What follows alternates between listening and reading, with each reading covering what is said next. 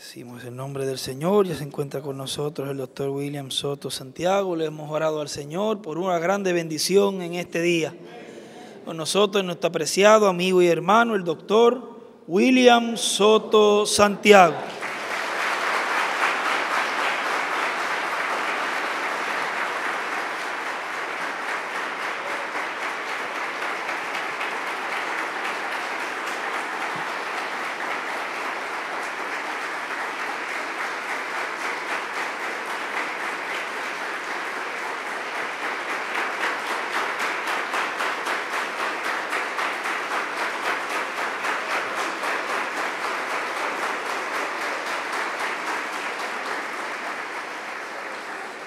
Muy buenos días o buenas tardes, amados amigos y hermanos presentes y los que están en otras naciones, ministros e iglesias.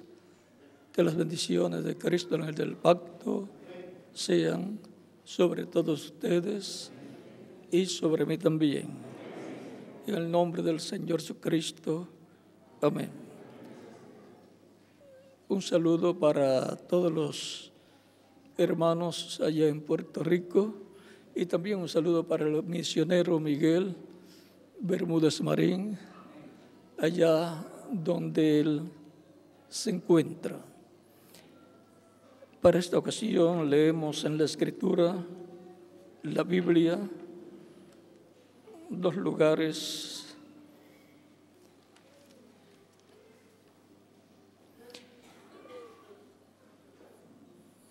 Éxodo capítulo 4, verso 22. Dice: y dirás a Faraón, Jehová ha dicho así: Israel es mi hijo, mi primogénito. Y el capítulo 23 del Éxodo, versos 20 al 23, dice Dios a Moisés: he aquí yo envío mi ángel delante de ti para que te guarde en el camino y te introduzca en el lugar que yo he preparado. Guárdate delante de él y oye su voz. No le seas rebelde, porque él no perdonará vuestra rebelión, porque mi nombre está en él.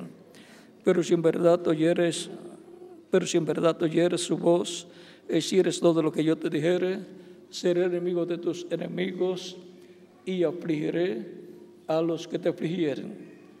Porque mi ángel irá delante de ti y te llevará a la tierra del amorreo, del eteo, del fereceo, del cananeo, del heveo y del jebuseo, a los cuales yo haré destruir. Que Dios bendiga nuestras almas con su palabra y nos permita entenderla. Nuestro tema para esta ocasión es la restauración de Israel, el hijo primogénito de Dios. Pueden tomar asiento si tienen la bondad.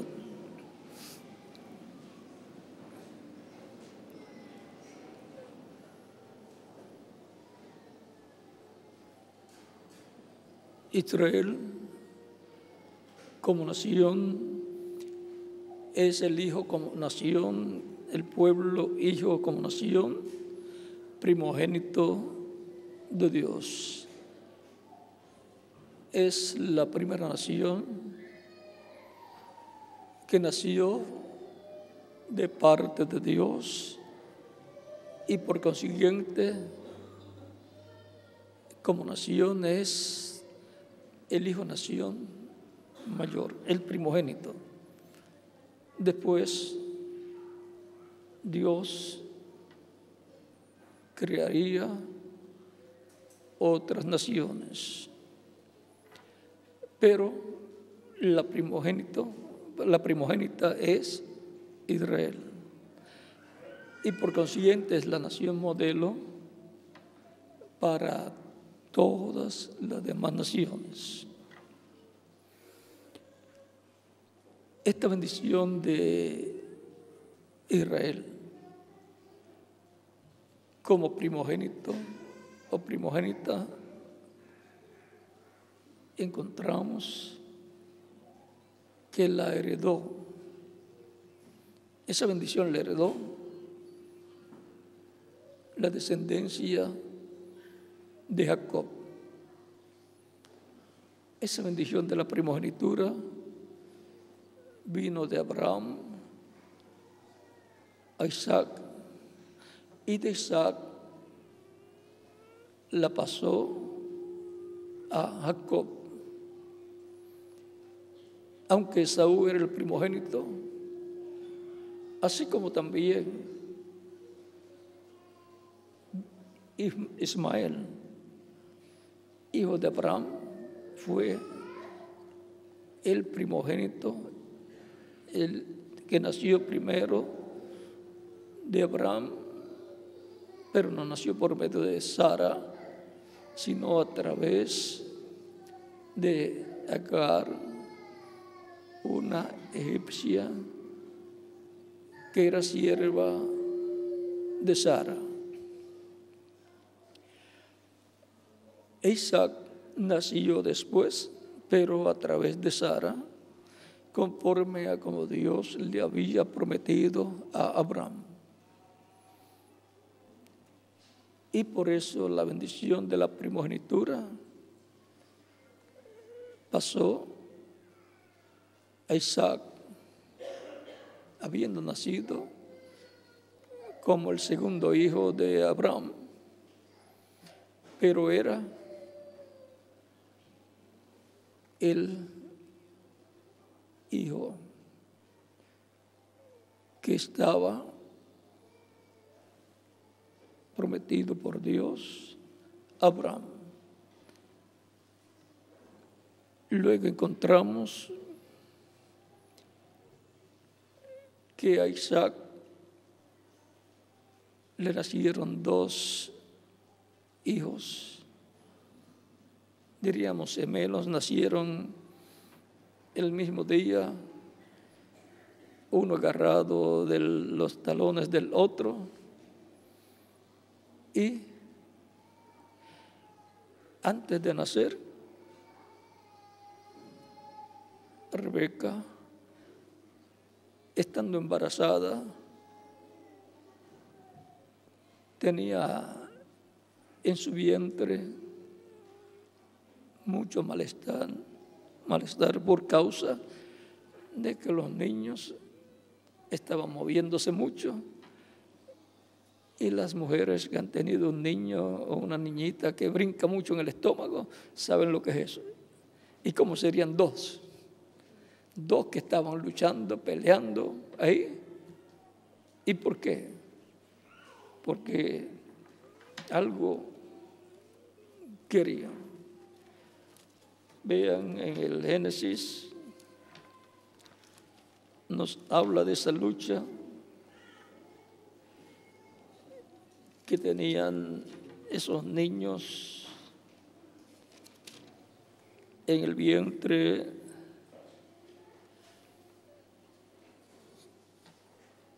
de Rebeca.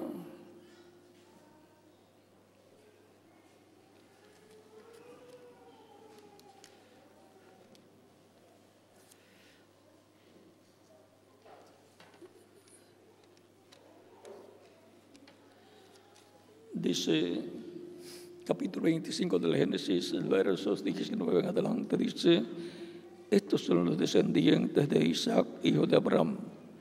Abraham engendró a Isaac, y era Isaac de 40 años cuando tomó por mujer a Rebeca, hija de Betuel arameo de Padam Aram, hermana de Labán arameo. Y oró Isaac a Jehová por su mujer, que era estéril. Vean, también la madre de Isaac había sido estéril, Sara, o sea que el mismo problema que tuvo la esposa de Abraham, ahora lo tiene la esposa de Isaac.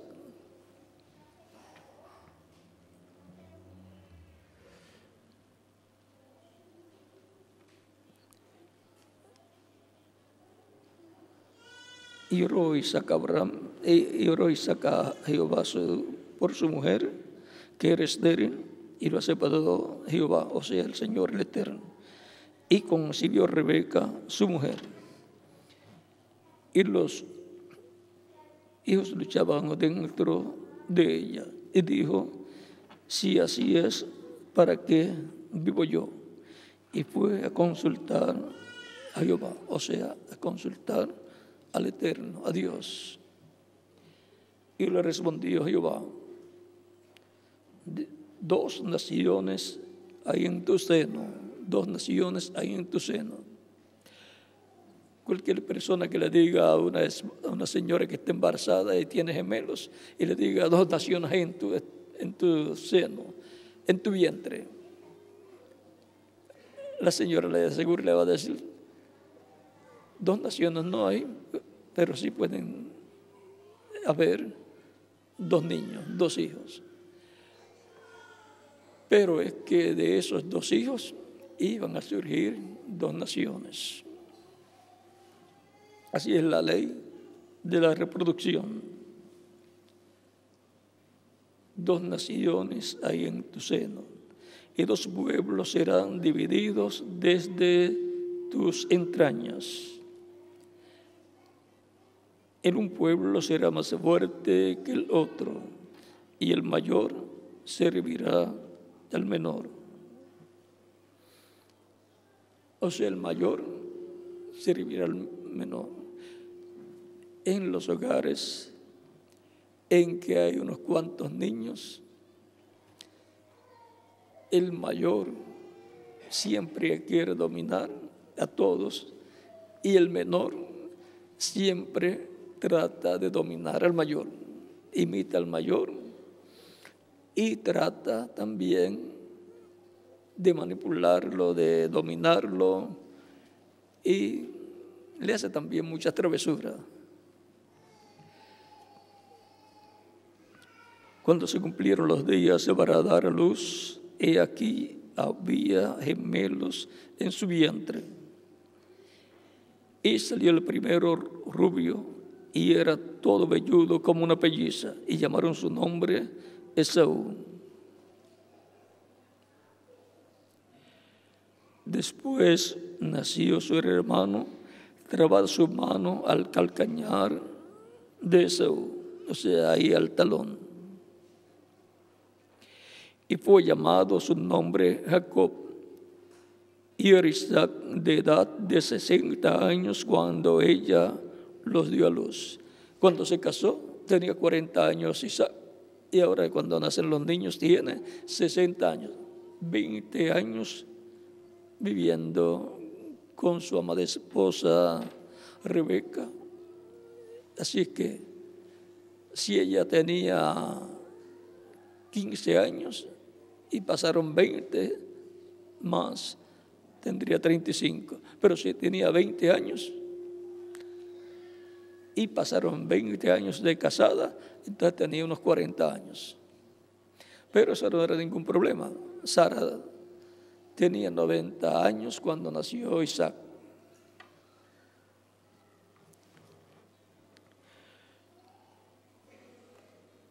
Y ahora ven ustedes ahí la lucha por la bendición de la primogenitura desde el vientre de su madre Rebeca. La tenía Jacob con Esaú. Esaú viene a ser también Edom. Y nació primero Esaú, pero es como en las competencias, en las carreras, ya sea carreras de personas, esos eventos que hacen, o carreras de caballos también. El que sale primero o el que surge primero no significa que es el primero que va a llegar, porque todos están luchando por llegar primero. Y por eso es la lucha por llegar primero. Y esa era la lucha de Jacob, por llegar primero a la vida terrenal, nacer primero, porque el que nace primero en el programa de Dios con Israel, con la descendencia de Abraham, es el primogénito, y la herencia, la heredad que le corresponde es una doble porción a la que los demás hermanos tendrán. Y casi siempre después el primogénito le compra a sus demás hermanos la parte de ellos, y después ellos vienen a trabajar con el que tiene la primogenitura, y automáticamente vean, es más rico siempre que los otros hermanos. Tiene el doble de los demás hermanos, y si le compra luego a sus demás hermanos, tiene más. Y ahora esta bendición de la primogenitura tiene que ver con las cosas terrenales y con las cosas celestiales también. Esa bendición de la primogenitura es tan grande que Jacob supo lo grande que era. Esaú lo ignoraba y pensaba en una ocasión en que salió de cacería y no, parece que no cazó nada, o que lo que trajo no lo había cocinado, y venía con mucha hambre, y le pide a Jacob de la comida que él había preparado. No nos dice a qué hora fue, pero digamos que fue o al mediodía o en la tarde. Cuando la otra persona tiene hambre y hace negocio con otra persona, llévalas de perder. Jacob tiene la comida preparada, así que sabía cocinar. De seguro le ayudaba a su madre, Rebeca, y era el apegado a su mamá. Y Esaú era el apegado a su papá. Por eso cuando Isaac ya estaba muy anciano y estaba ciego y muy cerca a partir, él sabía que tenía que pasar la bendición de la primogenitura a uno de sus hijos. Y como el padre era el que tenía la bendición de la primogenitura y no Rebeca, entonces quiso colocarla sobre el hijo preferido suyo, que era Esaú. Rebeca escuchó lo que le dijo: ve y de cacería, trae un animalito, lo preparas, me lo traes, el guiso, yo como y luego te bendigo. Era la bendición de la primogenitura. Y como toda madre que ama a sus hijos, quiere la bendición de Dios para sus hijos, quiere lo máximo que puede conseguir delante de Dios, como la madre de Santiago y Jacobo, que fueron delante de Jesús, con sus hijos delante de Jesús, y le dice: tenemos una petición para ti. Jesús le dice: ¿qué deseas? Ella le dice: deseo que en tu reino,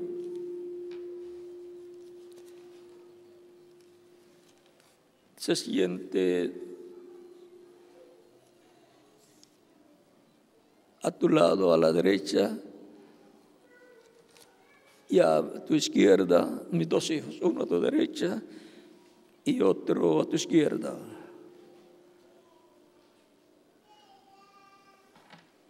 Eso está en San Mateo capítulo 20, versos 20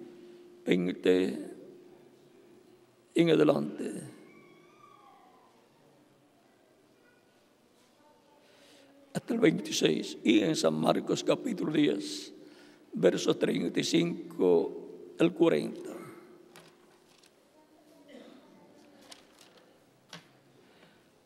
Y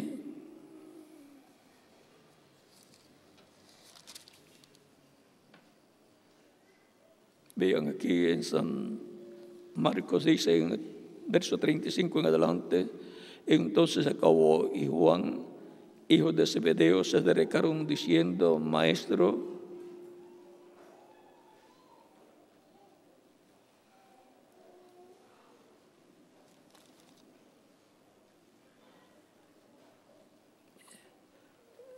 en donde aparece que es la madre de ellos que se acerca, es en San Mateo, el capítulo 20, verso 20 en adelante, dice: entonces se le acercó la madre de los hijos de Zebedeo con sus hijos pues, ya les dije que son Jacobo y Juan, los apóstoles, postrándose ante él y pidiéndole algo. Él le dijo, o sea, Jesús, ¿qué quieres? Ella le dijo: ordena que en tu reino se sienten estos dos hijos míos, el uno a tu derecha y el otro a tu izquierda.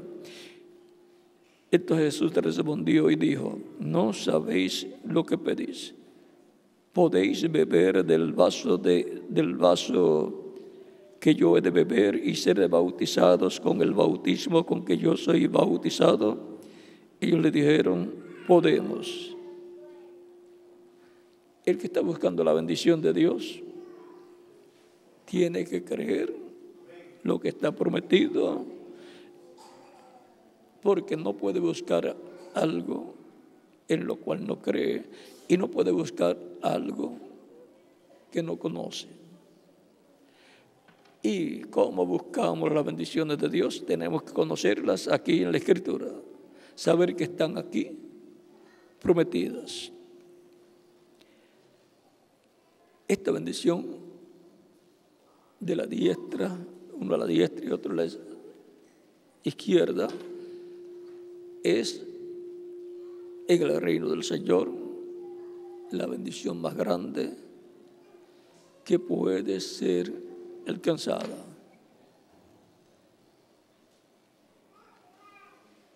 Ellos querían la bendición más grande que un apóstol podía obtener,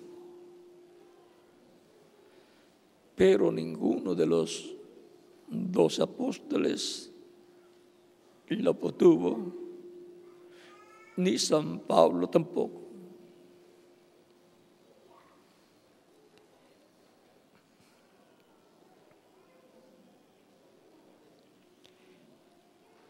Dice: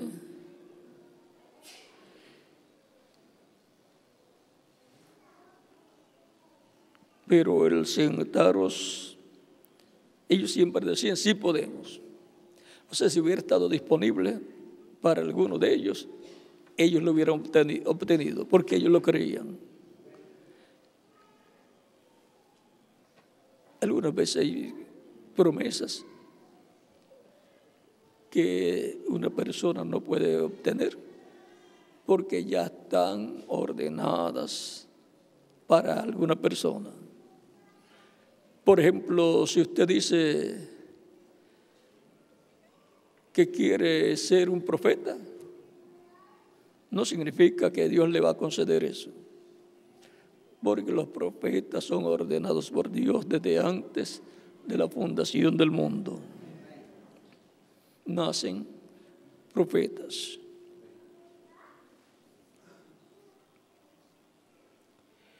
Y así por el estilo hay un sinnúmero de promesas.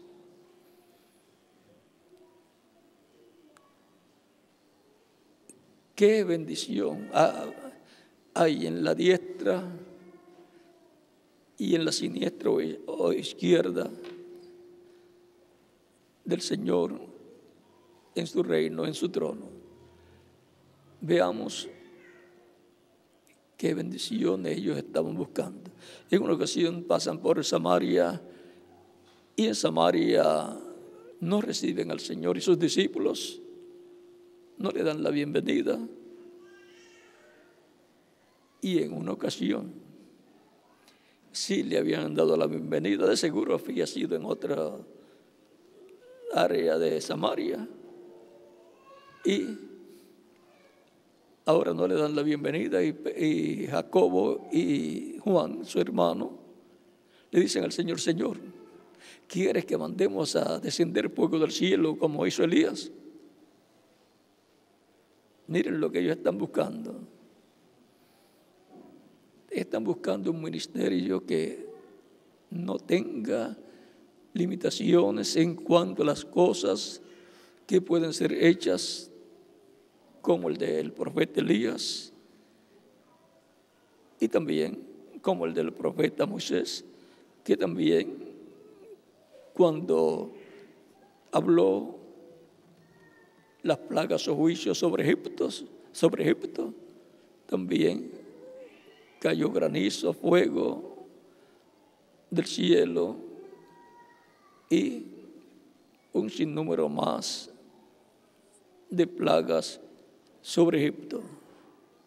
O sea que ellos están buscando un ministerio del cual el Señor Jesucristo habla en la Escritura. Sigue diciendo Cristo: pero el sentaros a mi derecha y a mi izquierda no es mío darlo, sino a aquellos para quienes está preparado por mi Padre. O sea, que el dar esa posición de la derecha y de la izquierda, de sentarse a la derecha uno y el otro a la izquierda, no era del Señor darlo a quien Él quisiera, sino a quien el Padre lo había ordenado. O sea que esa posición Jesucristo no se la puede dar a cualquier persona, sino, dice, aquellos para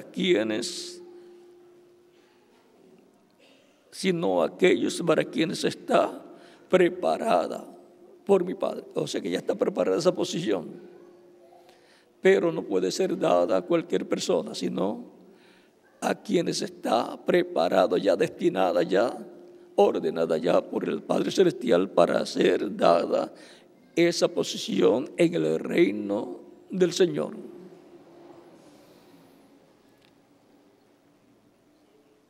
En un reino o un gobierno de cualquier país está el presidente o el rey, y después le sigue el virrey o el primer ministro, o como le llamen, y el rey o el presidente del país puede decir: esta es mi mano derecha. O sea que a través de esa persona, el rey o el presidente puede hacer muchos trabajos. El de la derecha y el de la izquierda, ahí son dos posiciones importantes. Como José en el reino del faraón estaba sentado a su diestra, o sea, era el primer ministro, el segundo en el reino. O sea que ellos estamos buscando ser el segundo en el reino y el tercero, y Jesús el primero. Casi nada estaban buscando. Es que las madres que aman a sus hijos quieren lo mejor para sus hijos, así que no la vamos a criticar a ella. Ella hizo todo lo que pudo hacer, como también hizo Rebeca por Jacob. Y Rebeca sí lo logró, porque eso sí estaba en el plan de Dios. Por eso Dios dice: a Jacob amé y a Esaú aborrecí. San Pablo, explicando eso, dice: y eso Dios lo dijo aún desde antes de ellos nacer. O sea que nadie sabía cuál iba a ser el primogénito, pero ya Dios dijo: a Jacob amé y a Esaú aborrecí. Y dijo: el mayor va a servir al menor. O sea, el primero que va a nacer va a servir al segundo que va a nacer. Para lo cual, pues, tenía que pasar a obtener, ya ordenada por Dios, la primogenitura para Jacob. Y ahora vean otro caso con relación a la primogenitura y la importancia de la primogenitura. En Crónicas, capítulo 5, primero de Crónicas, capítulo 5, vamos a ver.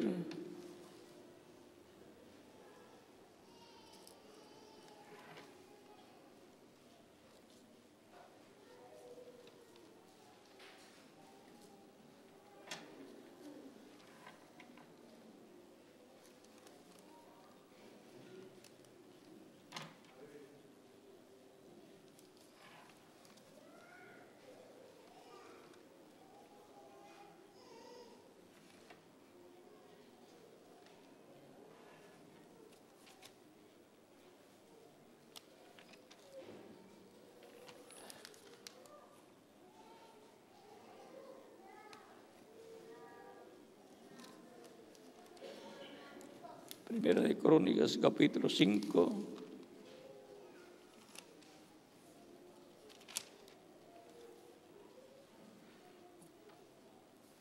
Ya que esto habla de la primogenitura, dice: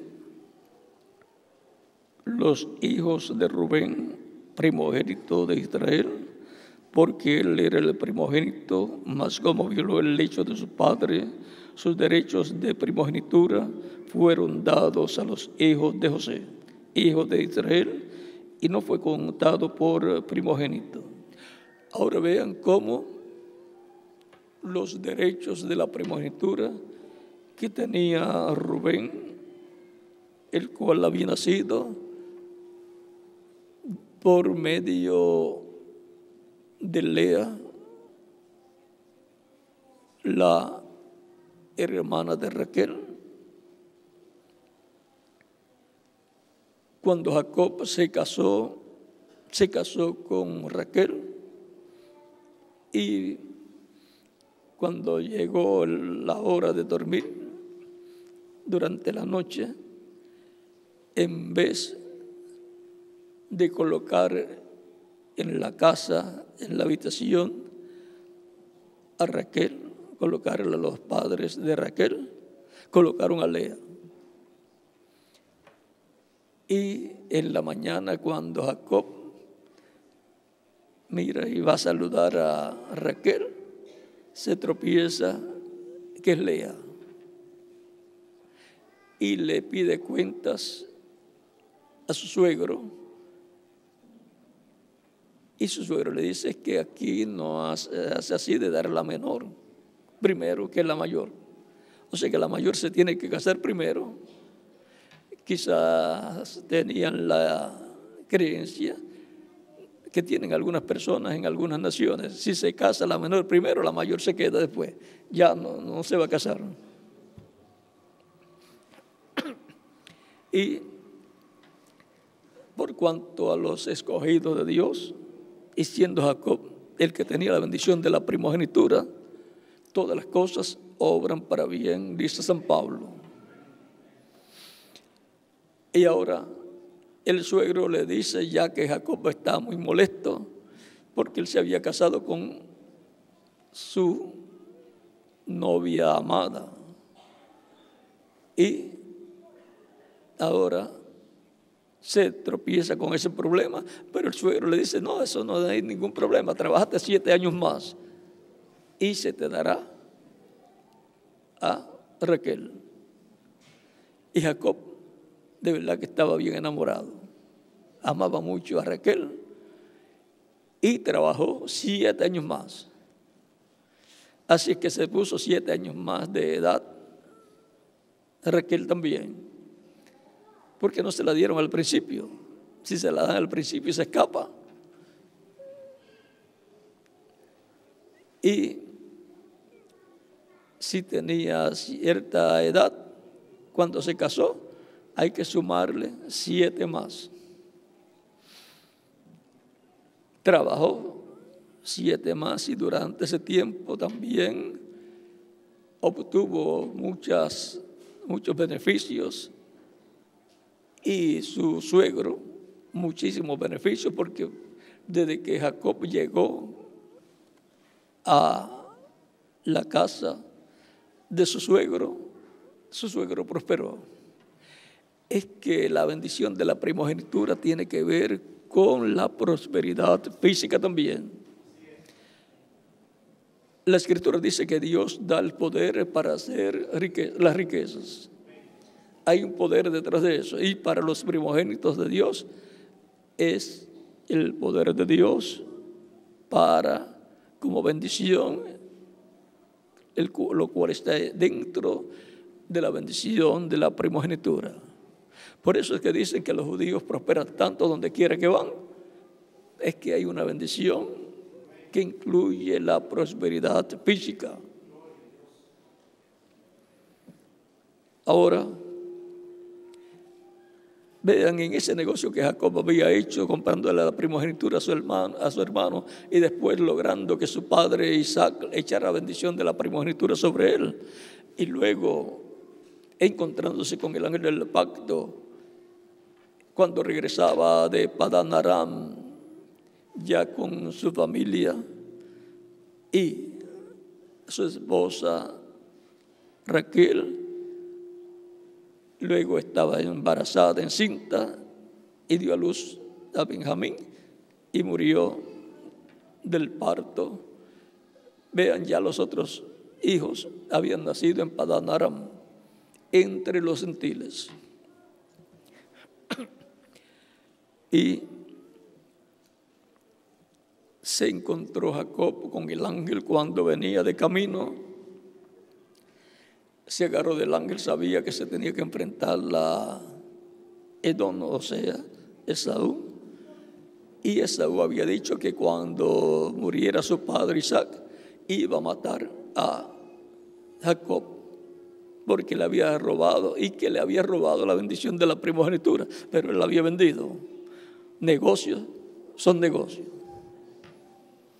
Hizo un mal negocio, pero tenía que atenerse a las consecuencias, porque había hecho un negocio y Jacob le había dicho: júramelo delante de Dios. Así es que fue un negocio delante de Dios. Jacob sabía lo que buscaba, lo que quería. Por eso encontramos que luego la bendición de la primogenitura después va pasando y pasa a los hijos de José. Por eso cuando Jacob estaba por morir allá en Egipto y lo supo José, siendo profeta, tenía conocimiento como Jacob de lo que era la bendición de la primogenitura. Antes que fueran sus demás hermanos, para Jacob bendecir al primero con la bendición de la primogenitura, llegó José con sus hijos. Los trajo donde Jacob para que le echara la bendición a ellos y los colocó delante de Jacob. Jacob cruzó sus manos y colocó la mano derecha sobre el menor Efraín y la izquierda sobre Manasés. El segundo, José quiere quitar las manos, ponerlas como él quería, así una sobre la cabeza del mayor, la derecha, ¿ve? Y la otra sobre el Efraín, el segundo hijo, la mano izquierda. Ven, ahí están la bendición de la primogenitura a la derecha. Está a la derecha y está a la izquierda de Jacob. Pero al cruzar las manos, quedó sobre la cabeza de Efraín, la derecha, la bendición de la derecha, y la bendición de la izquierda quedó sobre Manasés. José sabía de estas cosas. Siendo profeta, él conocía muy bien. Y él sabía que tenía una bendición, una promesa divina de que el sol, la luna y 11 estrellas se postrarían delante de él. Las 11 estrellas eran sus hermanos, la luna era su mamá y el sol su papá. O sea que José no podía perder ninguna oportunidad de bendición para él o para sus hijos. Y cuando Jacob bendice a sus hijos, los hijos de José, está colocando la bendición de la primogenitura sobre ellos, pero la parte más importante sobre Efraín. Ahora podemos ver por qué la escritura, en donde tenemos toda la historia desde Adán hasta el Apocalipsis, encontramos la bendición de la primogenitura y la trayectoria que ha tenido. Efraín y Manasés. Manasés representa a los judíos y sobre todo a los 144,000. Pero vamos a dejarlo quietecito a los hebreos, a los judíos. Y Efraín representa a la iglesia del Señor Jesucristo.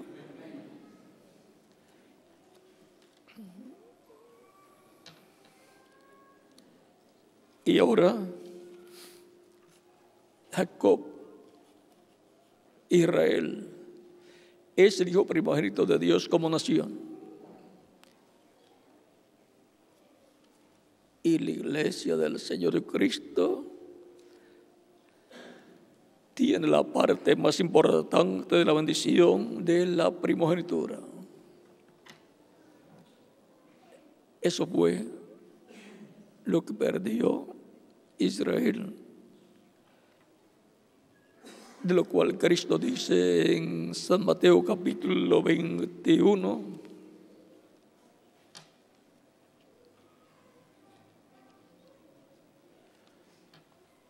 capítulo 21, verso 43 en adelante dice, 42 en adelante dice, Jesús les dijo, ¿nunca leísteis en las Escrituras la piedra que desecharon los edificadores ha venido a ser el cabeza del ángulo? El Señor ha hecho esto y es cosa maravillosa en nuestros ojos. Por tanto os digo que el reino de Dios será quitado de vosotros y dado a gente que produzca los frutos de él. Y ahora, esto concuerda con las palabras que Cristo dijo en una ocasión: no temáis, manada pequeña, porque el Padre le ha placido daros el reino. Y ahora en San Mateo 21, versos 42 al 43, ahí está diciendo y estableciendo que el reino de Dios será quitado de los judíos y dado a otro pueblo. Es esta bendición de la primogenitura que está representada en Efraín. Por eso cuando Jacob bendijo a Efraín, dijo que sería o que de él saldrían, formaría multitud de naciones o de pueblos. Génesis capítulo 48.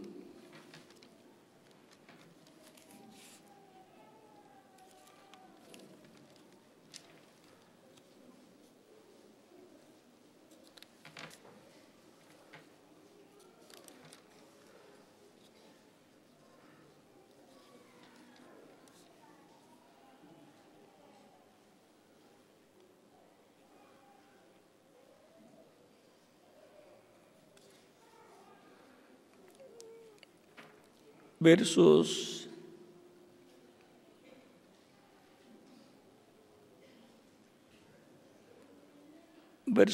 3 en adelante dice: y los tomó José, entonces José los sacó de entre sus rodillas y se inclinó a tierra, y los tomó José a ambos, Efraín a su derecha, a la izquierda de Israel, y Manasés a su izquierda, a la derecha de Israel, y los acercó a él.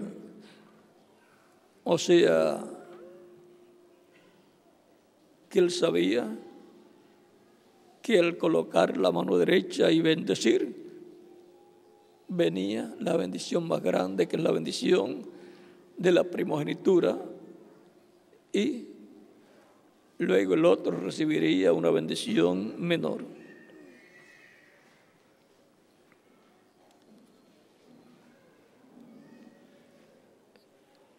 Y entonces Israel extendió su mano derecha y la puso sobre la cabeza de Efraín. O sea que Manasés estaba ahí frente a la mano derecha, y Jacob, en vez de colocarla sobre la cabeza del que estaba frente a su mano derecha, hizo así y la colocó sobre aquel que estaba frente a su mano izquierda, pero le colocó la mano derecha, lo cual significaba que la bendición mayor iba a ser dada a Efraín. Y luego colocó la mano izquierda sobre Manasés, haciendo la cruz, por medio de la cruz donde Cristo fue crucificado, la cruz de Cristo, la bendición del mayor Israel pasó al menor, la iglesia del Señor Jesucristo, y la bendición de la mano izquierda entonces pasa a Israel. No se queda sin bendición, pero la bendición mayor la tiene la iglesia del Señor Jesucristo, que es la que tiene la bendición de los primogénitos de Dios escritos en el cielo, en el libro de la vida del Cordero, desde antes de la fundación del mundo. Los que obtendrían la entrada del reino de Dios por medio del nuevo nacimiento, recibiendo a Cristo como Salvador, siendo bautizados en agua en su nombre y recibiendo la bendición de la primogenitura del Espíritu Santo, y obteniendo así el nuevo nacimiento, entrando al reino de Dios. No se deben pelear la iglesia del Señor Jesucristo y el pueblo hebreo. Son hermanos, y ambos tienen una bendición asignada de parte de Dios. ¿Qué hubiera pasado si Israel no rechazaba a Cristo? Lo recibía. Esa bendición quedaba allá con Israel. O sea que todos los que nacerían en el reino de Dios, el reino de Cristo, todos los que obtendrían el nuevo nacimiento, serían allá entre los judíos. La iglesia del Señor Jesucristo sería completamente judío para siempre, de judíos. Pero vean, dice Cristo, el reino de Dios será quitado de entre vosotros y dado a gente que produzcan los frutos de él. Así la bendición de la primogenitura la tiene la iglesia del Señor Jesucristo, la parte más importante, y la otra parte la tiene el pueblo hebreo, que como nación son los miembros de la nación primogénita de Dios. Y por consiguiente, el reino de Dios terrenal, que es el reino del Mesías, estará en Israel y desde Israel gobernará sobre todas las naciones. Y por eso es que también la iglesia del Señor Jesucristo va a estar en Israel con Cristo. Cristo el Rey, el Mesías del Rey y la iglesia la reina. Y el milenio, pues la luna de miel.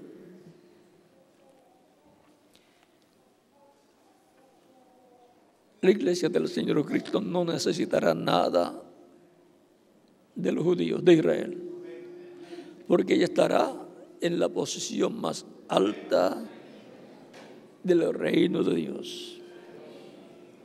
Ella estará al lado del Señor, reinando con Cristo. Por eso son reyes y sacerdotes y jueces todos los creyentes en Cristo. Esa es la posición más alta en el reino de Dios, y la tienen Cristo y su iglesia. Y por consiguiente, Cristo y todos los creyentes en Cristo que forman la iglesia del Señor Jesucristo. Por eso es que así como Israel va a ser restaurado, también la iglesia pasa por la etapa de restauración de la esfera espiritual, y pasa también por la etapa de restauración física, la cual será la restauración física a la vida eterna física, en donde obtendrá cuerpos eternos, inmortales, cuerpos glorificados iguales al cuerpo glorificado de Jesucristo nuestro Salvador.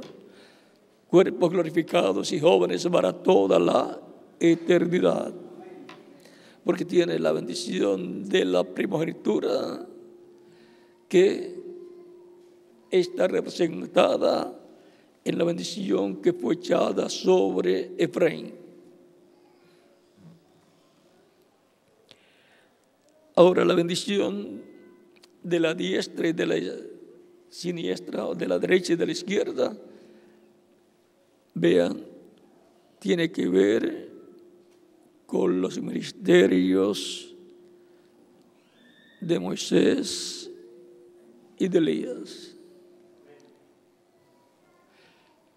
En el monte de la transfiguración está el orden de la segunda venida de Cristo, y allí está mostrada la posición de la diestra y de la siniestra. Esa es la forma establecida por Dios en el reino del Mesías. A la derecha está un profeta y a la izquierda está otro profeta, Moisés y Elías. Esos son los ministerios herederos que buscaban San Juan y San Jacobo. Eran los ministerios que corresponden en el reino de Dios a la derecha y a la izquierda. Y el ministerio de Cristo en el medio. O sea que al lado del ministerio de Cristo está el ministerio de Elías y el ministerio de Moisés. Y no voy a explicar mucho ahí por ahora. En alguna ocasión explicaremos más claramente sobre ese misterio. Pero recuerden, la venida del Señor será conforme a como fue mostrada en el monte de la transfiguración, con los ministerios correspondientes, con Moisés y Elías.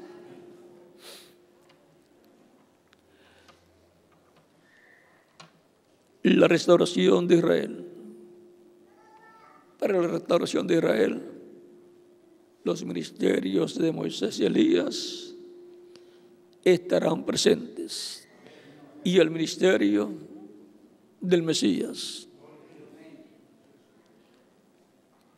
El sol sale por el este y se esconde por el oeste. Pero el día cambia de un día a otro en la tarde, a la caída del sol, cuando ya usted no ve el sol, aunque esté de día, y usted no ve el sol, ya en la tarde de 5 a 6 de la tarde, y cuando es verano en algunos países, todavía a las 9 se ve el sol.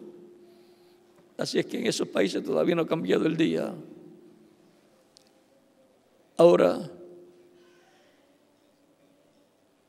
conforme al calendario y los horarios hebreos, el día, la noche tiene dos partes, o el día tiene dos partes, y la noche una sola parte. Entre los gentiles,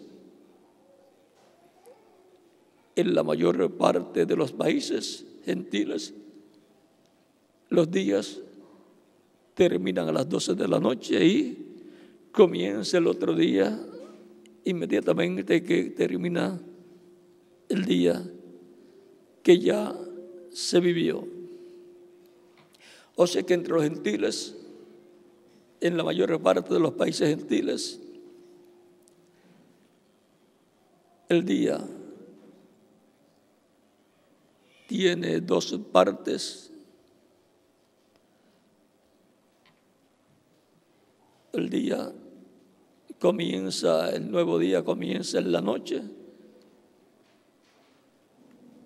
y ahí la noche tiene dos partes. Digamos de 6 de la tarde a 12 de la noche pertenece al día que está terminando, en tiempo de invierno, digamos, y de las 12 de la noche en adelante pertenece al nuevo día que está comenzando. Entre los gentiles, cada día la noche tiene dos partes. Una parte, la mitad pertenece al día que está terminando y la otra mitad pertenece al día que está comenzando. Entre los judíos, cada día tiene dos partes. La parte del día tiene dos partes el día y la noche tiene una sola parte. El día, la primera parte del nuevo día que comienza es durante la tarde, digamos, media hora o una hora, digamos de 6 a 6 y media de la noche o de 6 a 7 de la noche. Esa parte es del nuevo día que está comenzando. Y luego, la otra parte de día de claro comienza, digamos, a las 6 de la mañana y termina a las 6 de la tarde. Tiene una parte corta de luz, de media hora, una hora, el día que comenzó anterior, la noche anterior. Antes de la noche comenzó ese nuevo día y luego continúa una parte larga de luz de 6 de la mañana a 6 de la tarde cuando pasa la noche. Conforme al calendario hebreo y al horario hebreo, entonces los días terminan y comienzan el nuevo día en el oeste, porque el sol se pone por el oeste.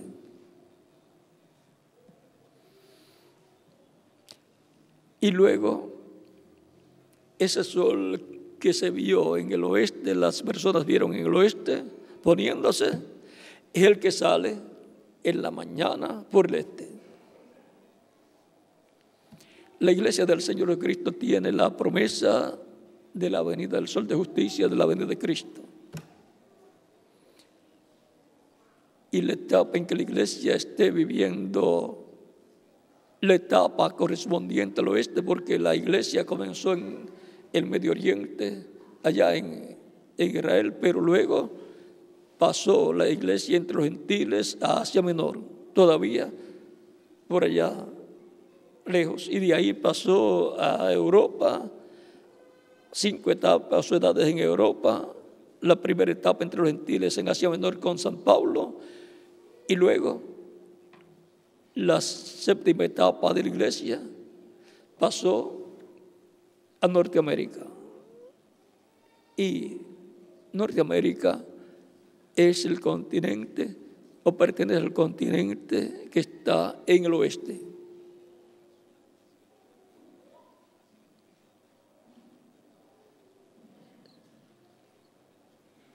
Cristo ha estado recorriendo su camino como el sol, que sale del este y termina su día en el oeste. La trayectoria del sol representa la trayectoria de Cristo en medio de su iglesia. Y en el continente americano, que consta de Norteamérica, Centroamérica y el Caribe y Suramérica, se tiene que cumplir el recorrido de Cristo llamando de entre los gentiles un pueblo para su nombre. Y es en el oeste donde esa primera parte del cambio de día de dispensación va a ser visto. Y la misma luz, el mismo sol, el mismo Cristo que será visto en el oeste, terminando el día, terminando su recorrido y con un poquito más de tiempo de luz, media hora, 1 hora, la hora de su venida, o media hora de silencio. Con eso comenzará un nuevo día, una nueva dispensación. El mismo que se va moviendo desde el este, desde la tierra de Israel, Medio Oriente, allá la tierra de Israel, pasa a Asia Menor, de Asia Menor pasa a Europa, y de Europa pasa al continente americano. En el continente americano, en la manifestación final de Cristo, en donde Él completará su iglesia. No quiere decir que en otras naciones no vayan a surgir escogidos, pero el mensaje surgirá del oeste y cubrirá pues toda la tierra.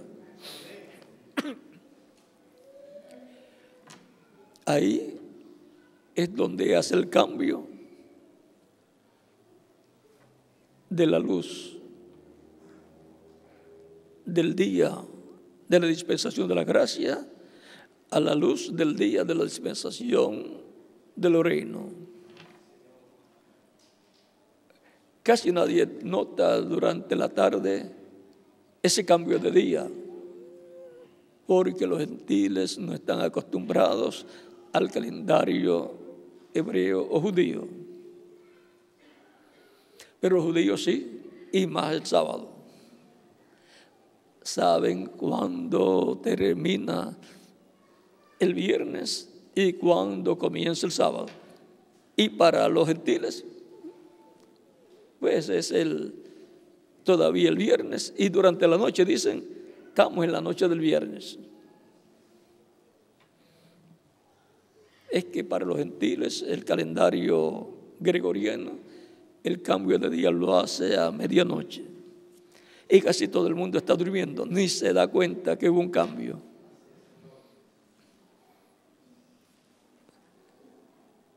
Pero dice la Escritura que nosotros somos hijos del día, hijos de luz. Así es que este cambio de día dispensacional y de edad, de la séptima edad a la edad de oro de la iglesia, a la edad de piedra angular, no lo podemos perder de vista.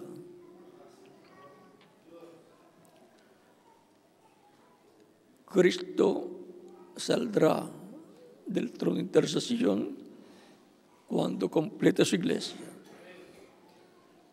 Y cuando complete su iglesia, el tiempo termina.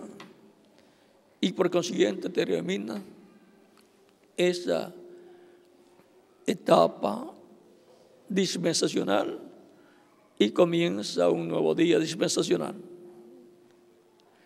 Por eso, con los judíos hay un programa para ser llevado a cabo y está enmarcado en ese cambio de día dispensacional y bajo el ministerio de los 2 libros de Apocalipsis, capítulo 11. Y nadie más podrá hacer esa labor sino el Espíritu Santo por medio de ese programa divino. Por lo tanto, nadie podrá tratar de ser ni Moisés ni Elías. Ya, eso ya Dios lo tiene determinado.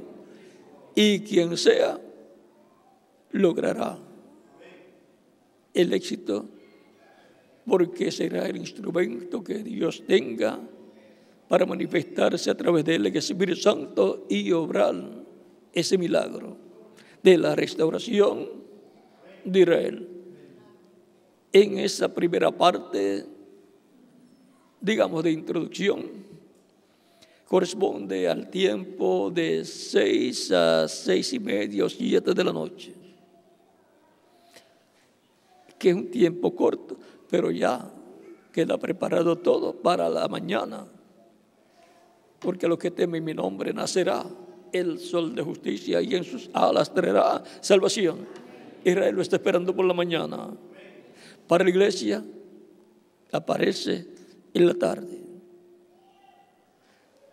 Esto en términos tipológicos. Y hay ciertos misterios que a medida que Dios los vaya abriendo y los vaya también cumpliendo, los vamos a ir entendiendo.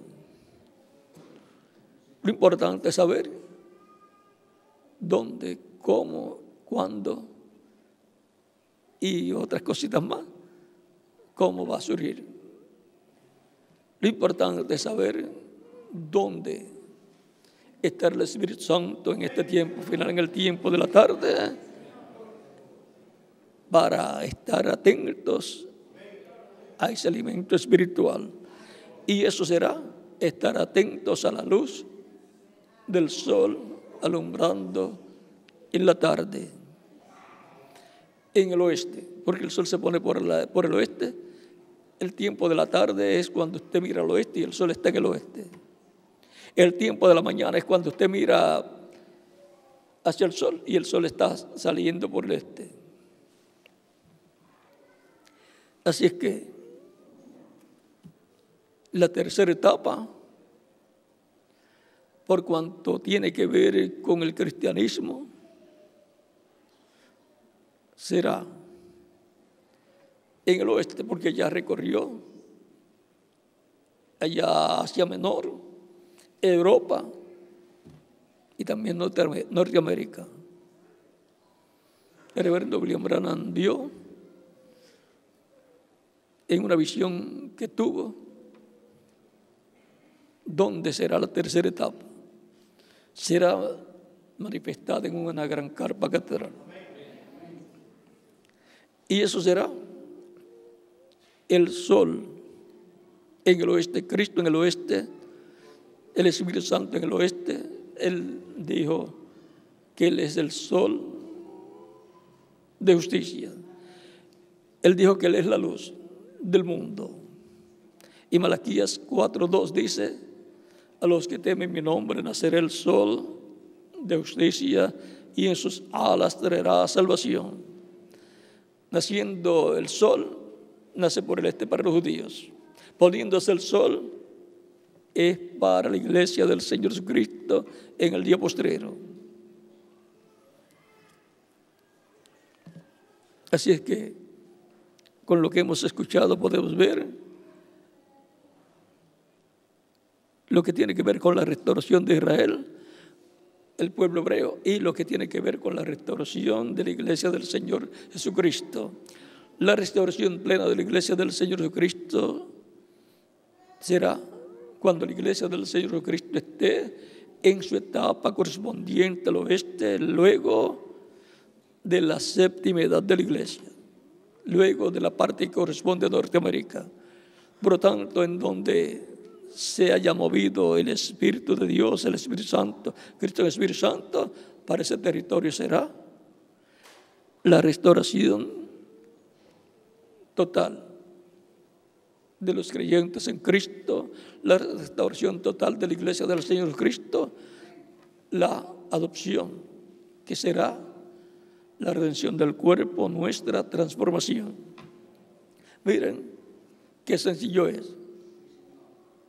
Pero este era un misterio que estaba escondido ahí en la Escritura. Por lo tanto, la trompeta final estará sonando en el territorio donde ocurrirá esa restauración o adopción de la iglesia del Señor Jesucristo, la restauración total de la iglesia del Señor Jesucristo. Y ahora podemos ver el paralelo que hay de la restauración de Israel, el pueblo hebreo, y de la restauración de la iglesia del Señor Jesucristo. Los creyentes en Cristo aman a Israel y nunca le tratarán de quitar la bendición que corresponde a Israel, porque la bendición que corresponde a Israel está representada en Manasés, recibiendo la bendición de Jacob.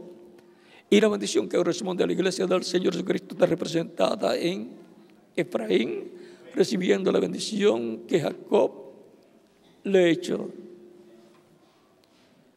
En la bendición para Manasés, le dijo Jacob a José que Manasés vendrá a ser un pueblo grande. Eso es Israel. Aunque vean que son pocos millones de habitantes, la grandeza no depende del número.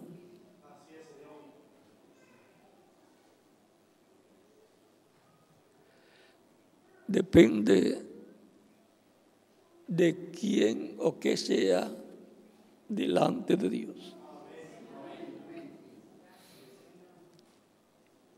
Y lo más grande de una persona o de una nación es que Dios diga: Israel es mi primogénito, mi hijo, mi primogénito. Y lo que le dice a la iglesia del Señor Cristo sobre el reino, que sería pasado a otra gente. Y Cristo dice: no temáis, manada pequeña, porque el Padre le ha placido daros el reino. Eso está envuelto en la bendición de la primogenitura y representado en la bendición que le echó Jacob a Efraín. Por eso, sin la bendición de Efraín, que es cabeza de las 10 tribus que le fueron dadas a Roboam cuando fue roto el reino de David en las manos de su nieto Roboam, y le fueron dados a Jeroboam, un descendiente de Efraín. Vean, 10 tribus le fueron dadas a Jeroboam, descendiente de Efraín, y quedó con Roboam, descendiente de David,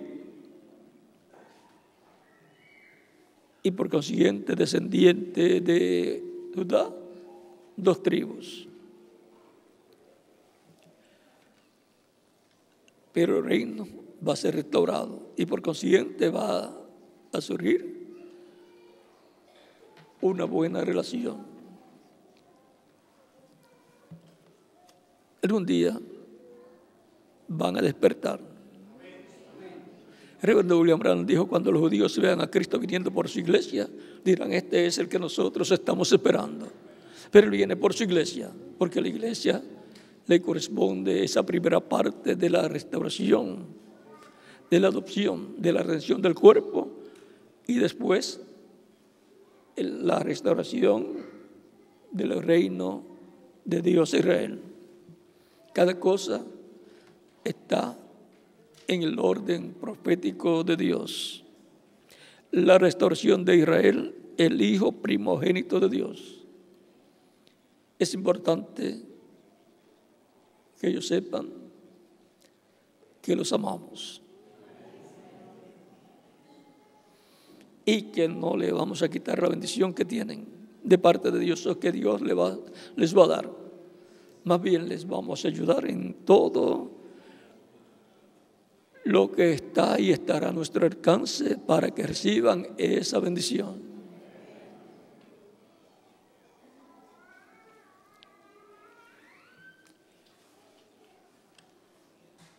No vamos a luchar, a pelear, ni a discutir con Israel.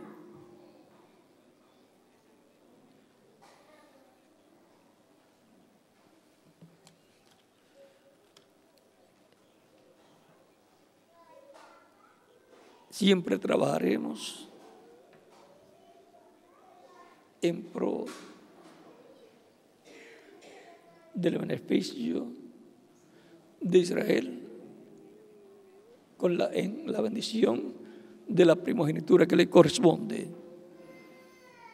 Esa parte que le corresponde la respetaremos y le ayudaremos a que obtengan toda la bendición que hay ahí. Por supuesto, sin comprometer la nuestra, porque tampoco la nuestra hay quien nos las quite, porque ya eso fue ordenado por Dios de antes de la fundación del mundo. No hay forma. Es por medio de Cristo que pasa esa bendición a la iglesia del Señor Jesucristo. La restauración de Israel, el hijo prometido de Dios. Hemos tratado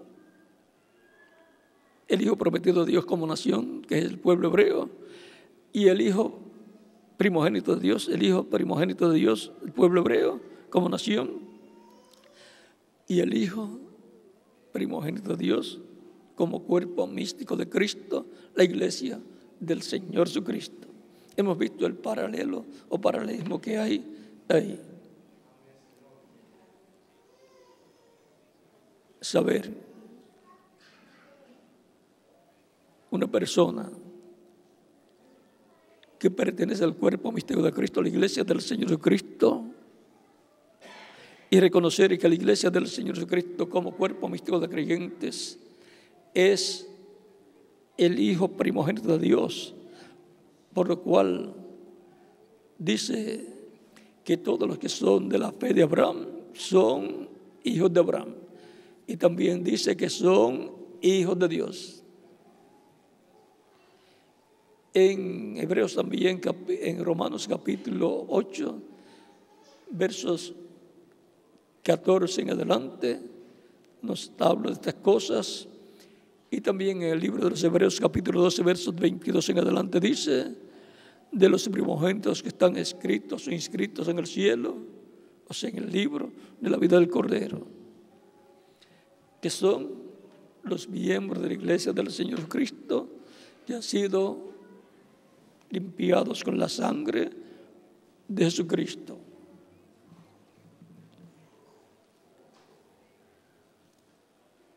Para ambos pueblos, el pueblo físico, el pueblo hebreo, y el pueblo espiritual, la iglesia del Señor Jesucristo, Él siempre ha enviado mensajeros de etapa en etapa. Y en la mayor parte de las etapas,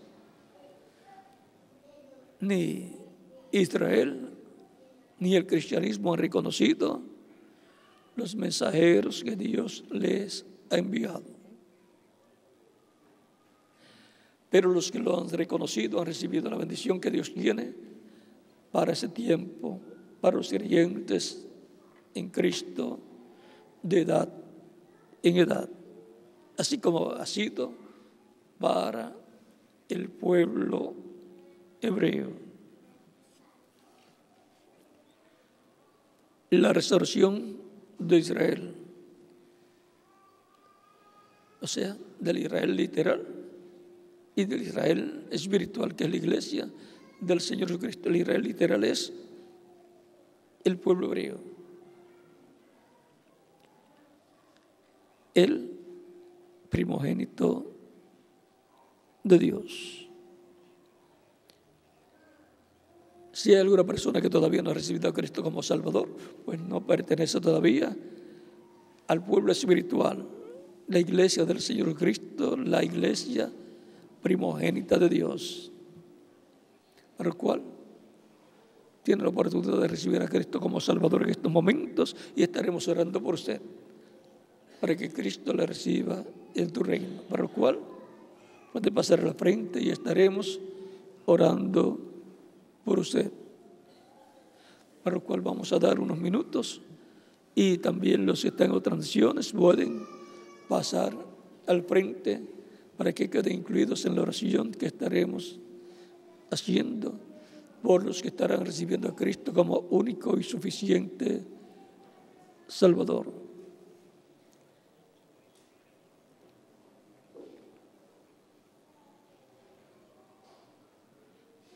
Los niños de 10 años en adelante también pueden venir a los pies de Cristo, nuestro Salvador. Dios tiene mucho pueblo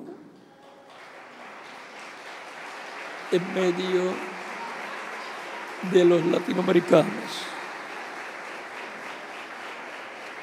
y también en Norteamérica tiene pueblo, y en todas las naciones, y los está llamando en este tiempo final para colocarlos en el cuerpo místico de Cristo nuestro Salvador, para restaurarlos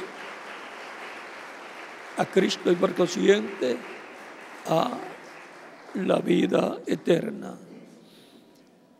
Mis ovejas oyen mi voz y me siguen, y yo las conozco y yo les doy vida eterna, y no perecerán jamás. Mi Padre que me las dio es mayor que todos, y nadie las puede arrebatar de la mano de mi Padre. San Juan capítulo 10, versos 27 al 30, son palabras de nuestro amado Señor Jesucristo.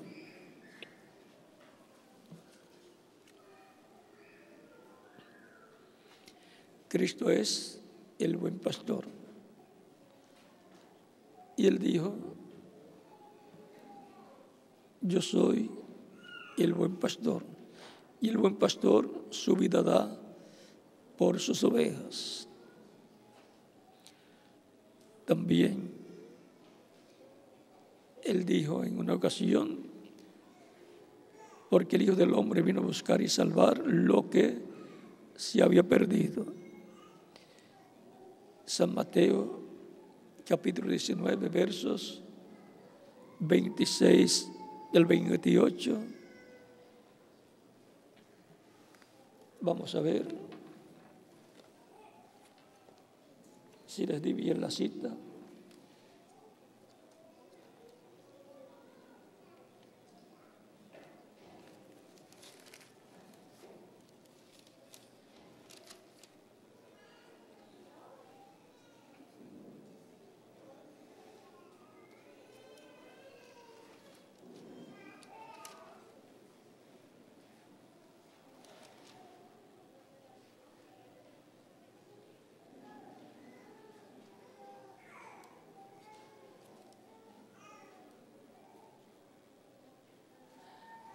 San Mateo capítulo 18, versos 11 en adelante, 10 en adelante también dice: mirad que no menospreciéis a uno de estos pequeños, porque os digo que sus ángeles en los cielos ven siempre el rostro de mi Padre que está en los cielos. Los ángeles de estas personas son sus cuerpos angelicales, o sea, su espíritu. El espíritu es un cuerpo de otra dimensión parecido al cuerpo físico que tenemos. Porque el Hijo del Hombre ha venido para salvar lo que se había perdido. Y ahí comienza a comparar a las personas con ovejas y a él compararse con un pastor. Dice: ¿qué os parece? Si un hombre tiene 100 ovejas y se le descarría una de ellas, ¿no deja las 99 y va por los montes a buscar la que se había descarriado? Y se acontece que la encuentra, de gozo os digo, de cierto os digo, que se regocija más por aquella que por las 99 que no se descarriaron. Así no es la voluntad de vuestro Padre que está en los cielos, que se pierda uno de estos pequeños. No es la voluntad de Dios, nuestro Padre Celestial, que se pierda uno de ustedes. La voluntad de Él es que seamos salvos, y para eso fue que vino Cristo, el Hijo del Hombre, porque el Hijo del Hombre vino a buscar y a salvar lo que se había perdido. Vino a salvar a cada una de esas personas que ven el rostro de mi Padre Celestial cada día. Vino a salvarme a mí. ¿Y a quién más? Pues a cada uno de ustedes también. También en San Lucas nos dice Cristo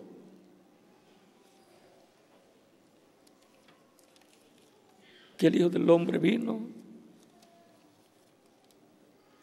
a buscar y a salvar lo que se había perdido. Por lo tanto, es muy importante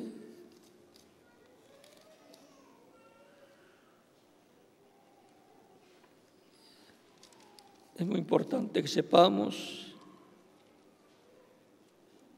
que Cristo vino por nosotros para poner su vida en expiación por nuestros pecados y salvarnos.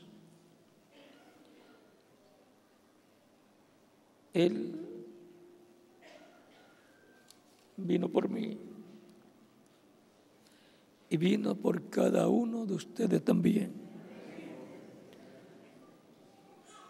Por lo cual le damos gracias a Cristo por esa bendición y privilegio grande de venir y morir por nosotros en la cruz del Calvario. Aún sin todavía nosotros venir a la tierra, Él vino por nosotros y murió 2000 años atrás en la cruz del Calvario para restaurarnos a la vida eterna. Vamos a estar en pie para orar por las personas que han venido a los pies de Cristo en esta ocasión. Con nuestra mano levantada a Cristo al cielo y nuestros ojos cerrados, aquí en todas las naciones, Padre Celestial, en el nombre del Señor Jesucristo, vengo a ti con todas estas personas que han estado recibiendo a Cristo como único y suficiente Salvador. Recíbelos en tu reino, Señor. En tus manos los encomiendo en el nombre del Señor Jesucristo. Amén. Y ahora repitan conmigo: Señor Jesucristo, escuché la predicación de tu evangelio y nació tu fe en mi corazón. Creo en ti con toda mi alma. Creo en tu primera venida y creo en tu nombre como el único nombre bajo el cielo dado a los hombres en que podemos ser salvos. Reconozco que soy pecador y necesito un Salvador, un Redentor. Doy testimonio público de mi fe en ti y te recibo como mi único y suficiente Salvador. Te ruego me perdones, Señor, y con tu sangre me limpies de todo pecado y me bautices con Espíritu Santo y fuego y produzcas en mí el nuevo nacimiento luego que yo sea bautizado en agua en tu nombre. Te lo ruego, Señor, en tu nombre eterno y glorioso, Señor Jesucristo. Amén. Con nuestras manos levantadas al cielo, todos decimos: la sangre del Señor Jesucristo me limpió de todo pecado. La sangre del Señor Jesucristo me limpió de todo pecado. La sangre del Señor Jesucristo me limpió de todo pecado. Amén. Cristo les ha recibido en su reino y ustedes me dirán: quiero ser bautizado en agua lo más pronto posible, porque Cristo dijo en San Marcos capítulo 16, versos 15 al 16, id por todo el mundo y predicad el evangelio a toda criatura. El que creyere y fuere bautizado será salvo, mas el que no creyere será condenado. ¿Cuándo me pueden bautizar? Es la pregunta desde lo profundo de vuestro corazón. Por cuanto ustedes han creído en Cristo de todo corazón, bien pueden ser bautizados. El bautismo en agua no quita los pecados, es tipológico. Siendo tipológico el bautismo en agua, el bautismo es un mandamiento del Señor Jesucristo, el cual dijo: el que creyere y fuere bautizado será salvo, mas el que no creyere será condenado. El mismo Señor Jesucristo fue bautizado por Juan el Bautista, y si él necesitó ser rebautizado para cumplir toda justicia, cuanto más nosotros.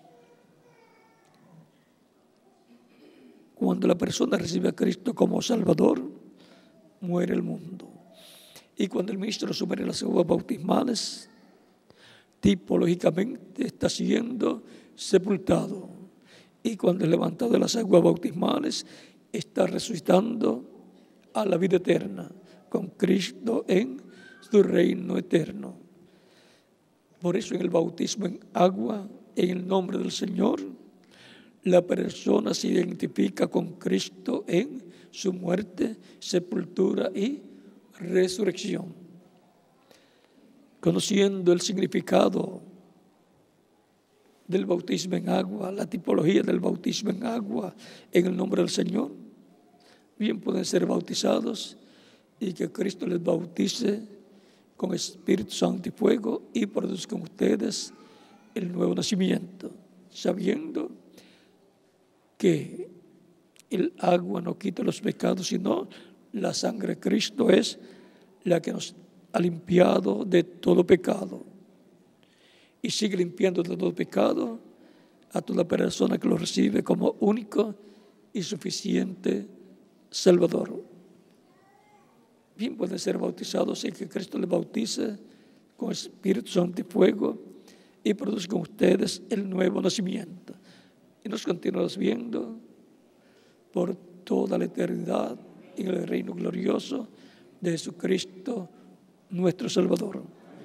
Continúen pasando una tarde feliz y, como les dije, nos continuamos viendo por toda la eternidad. Dejo al ministro reverendo Guillermo Rodríguez para que les indique cómo hacer para ser bautizados en agua en el nombre del Señor Jesucristo. Que Dios les bendiga a todos y les guarde los que están presentes y en otras naciones. Y dejo al ministro en diferentes naciones, el ministro correspondiente, para que haga en la misma forma. Dios les bendiga y les guarde a todos.